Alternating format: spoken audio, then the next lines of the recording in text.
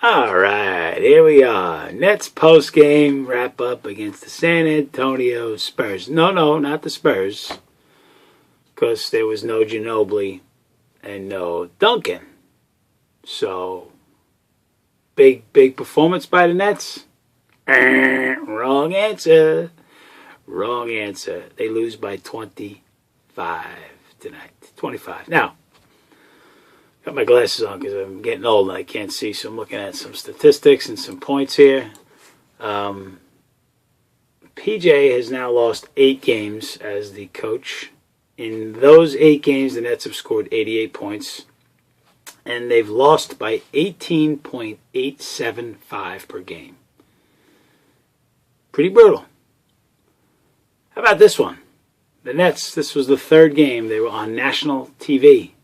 Started with Christmas against Boston. How'd that one turn out? Then they played Miami. Remember, Miami, they were tied at the half. And here, against the Spurs, they were up 6 at the half.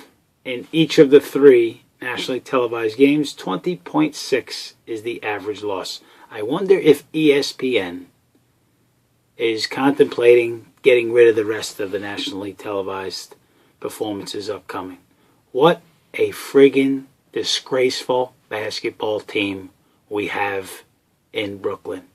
A disgrace. No other way around it.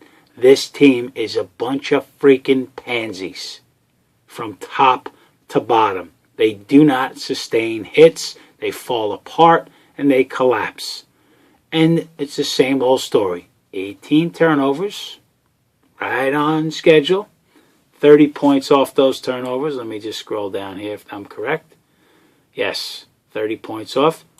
The Spurs turned the ball over 7 times. 7. Now, interesting. Let's look at this number.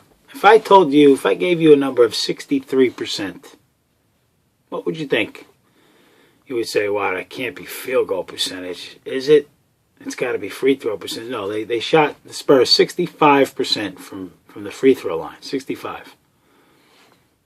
63 from the 3-point line. They were 12 of 19 from the 3-point arc. Way to guard, boys. Way to guard. They shot 59% for the game, the Spurs did. This team, well, let's see, they don't shoot, they turn the ball over, and they don't guard. Sound familiar? How about Tony Parker? Now, I know Tony Parker is great. You know, it was interesting listening to PJ's postgame. He's like, you know, we had trouble guarding Tony, which a lot of people do. But let me ask you, Coach, can you count on one hand how many guys, point guards, you guarded well this year? Between Darren Williams, who continues to be an ordinary, in fact, I don't even know if we can call him ordinary anymore. I mean, you might have to start considering Darren Williams a lower level point guard. 15 points, 5 of 11, not bad, 5 of 11, 3 assists, 3 turnovers. A 1-to-1 ratio assist. Remember when Kidd was doing his thing here 10 years ago? When he'd have 11 assists, 1 turnover, 9 assists, 2 turnovers. Like every night was a 4-to-1 assist to turnover. Darren Williams, 3 assists, 3 turnovers, and a negative 25 while he was on the court. Negative 25. And Tony Parker running circles around him. What was Parker's numbers, you ask? Okay. Parker was 12 for 21, 29 points, 11 assists, 3 rebounds, and no turnovers. 0. He did not turn the ball over 1 time. We are stuck with Darren Williams, and I just don't see. I don't see like any hope. Like where is this guy gonna be? What he was? It's not happening. Now Joe had a decent game, but once again, this is now 10 straight games under 20 at 19. You can't kill him. He was 8 for 16. And Brook played well, but didn't do anything in the second half. None of them did. He stinks at guarding the pick and roll. Him and together with the other guy, Darren, they have to be the worst center point defenders of the pick and roll in the entire league. Have to be. We are now 11-20 against teams over 500. How nice would it be to have a premier point guard? You know, we're paying a guy $100 million, and he's a below-average point guard. Of course, the bench stinks. Josh Smith is now being discussed. I don't know. I don't know what I want to do. Do I want to just like stink the rest of the year? Get out of the playoff race? And of course, I mean, as a fan, you don't want that. And of course, the franchise doesn't want that. But it is now becoming embarrassing. You know, the average loss is near 19 points, and even the wins. I mean, look at the win against the Bulls. I mean, you beat Detroit on the road. Woohoo! Nice job. The game before that, the Bulls. I mean, the Bulls didn't have four of this. Didn't have Rose. Didn't have Heinrich. Didn't have Joakim Noah, and didn't have Boozer. And there the Nets were in a dogfight in their building to beat them.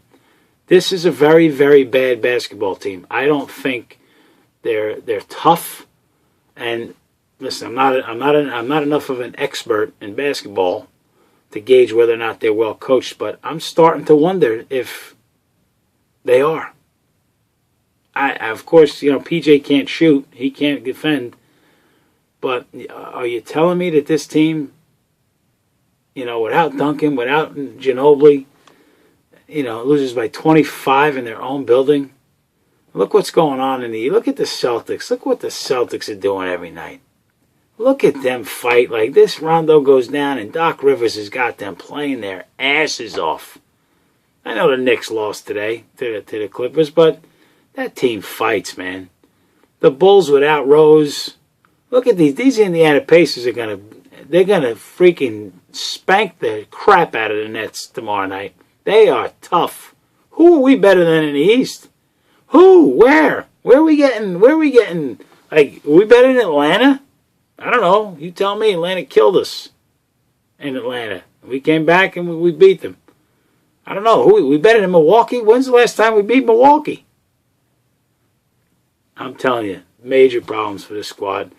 How do you spell Nets? Fraud. They are a fraud.